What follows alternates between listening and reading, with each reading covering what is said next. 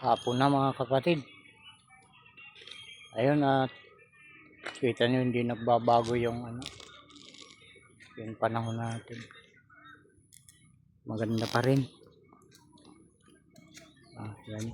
Ang daming pumasok nag-i-excursion dito sa aming lugar. Ayan. Ay, nag-uuwian na ang iba nag-uuwian na. Oras natin yan mga kapatid. Yan.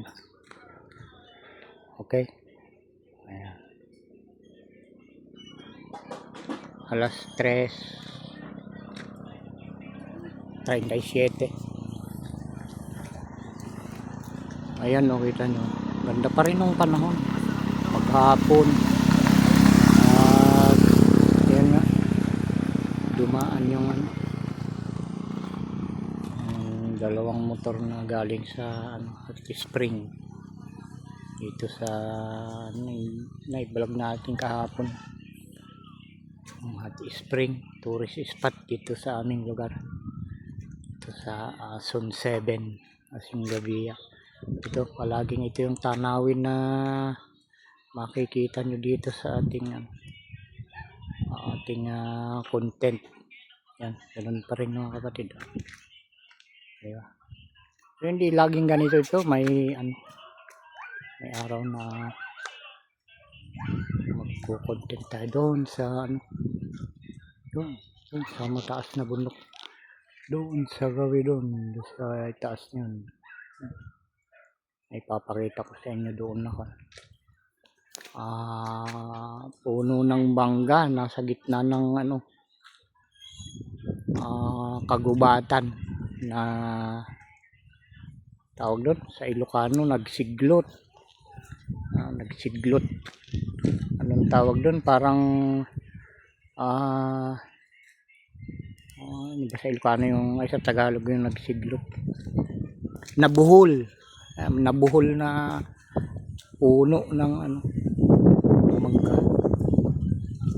Ayan.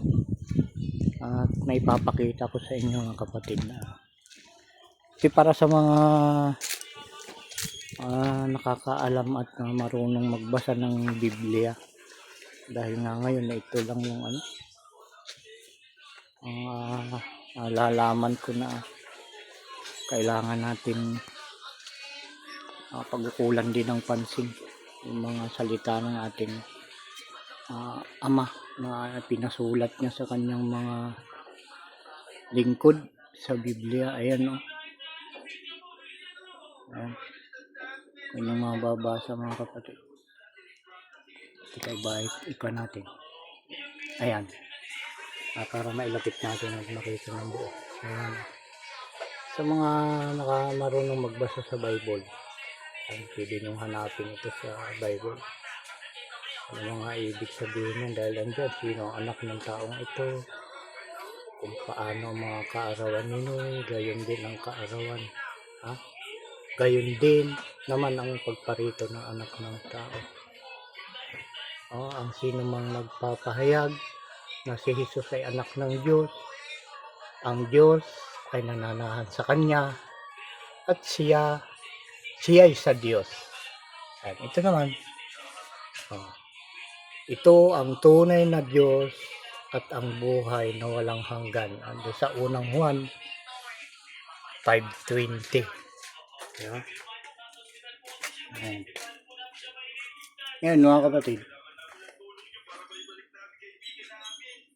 Yan, bakit ko pinakita ito sa inyo? Yan, ibalik natin sa natural na. Ayan, bakit ko pinakita sa inyo ito? Nakasulat sa mga pintuan mga kapatid. Ayan, may dahilan kung bakit pinakita ko sa inyo. Sa mga alam lang magbasa sa Biblia ang makaka-relate nito mga kapatid. At yung mga gusto ring matuto magbasa ng Biblia, kailangan ito mga kapatid. Dito sa pamumuhay natin, kailangan natin ng Biblia. Yung iba ay halos hindi na naniniwala sa Biblia. Pero ang katotohanan mga kapatid, kaya tayo naging tao dahil dito. kailangan natin to sa pamumuhay. Dahil mawawalang kabuluhan ang ating buhay kung hindi tayo maniniwala sa mga nakasulat sa aklat ng buhay, mga kapatid. Ito yung ating ito yung ating anong tawag doon? Parang kumbaga sa mga makina o cellphone, ito yung manual ng tao, ang Biblia. Di ba yung cellphone, pag bibili tayo, meron siyang kasamang guide kung paano mo ikabit yung charger, kung paano pipisain yung yung mga button niya. Doon, may guidelines, may binibigay na note para malaman natin paano gamitin. Ganito rin ito, mga kapatid. Itong mga nakasulat nito ay sinulat ko lang sa ito hinango ko sa Biblia ang lahat. Dahil ito yung isa na palatandaan ng pangitain, mga kapatid, na ng pagpatay sa mga makasalanan, mga kapatid, yung gumagawa ng ganito, mga kapatid. Para mayroon tayong maipakita na katibayan, dahil sa amin, mga kapatid, napakahirap, yung pinakamahirap na gawain sa amin yung magsinungaling. Hindi namin kaya, mga kapatid. Kaya dito sa sinasabi ko sa inyo, ito yung pangitain ng pagpatay sa mga makasalanan, mga kapatid. Ito yung patunay, mga kapatid. Ito nyo, may papakita ko sa inyo sa Bible. Ito, pwede nyo basahin ito, mga ito. Lapit natin. Sinulat yan ng inyong kapatid, may-ari ng vlog na ito, mga kapatid. Ito yung ating makikita sa banal na kasulatan. Ang Bible yan. Ayan. Lalapit natin para makita nyo yung sinasabi ko. Nasa Ezekiel 9:1. Tapusin mo yan, mga kapatid, hanggang dyan sa 11. Ayan. Ayan. Ang pangitain ng pagpatay sa mga makasalanan. Ayan, Ezekiel 9:1. Ayan. Kaya, mga kapatid, kung may Bible kayo, basahin nyo hanggang dyan sa sa 11. Kita nyo, doon sa 11.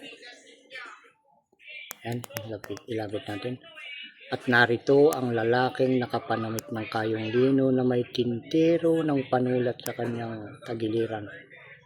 Nagbabalita ng bagay na sinasabi, aking ginawa ng gaya ng iniutos mo sa akin.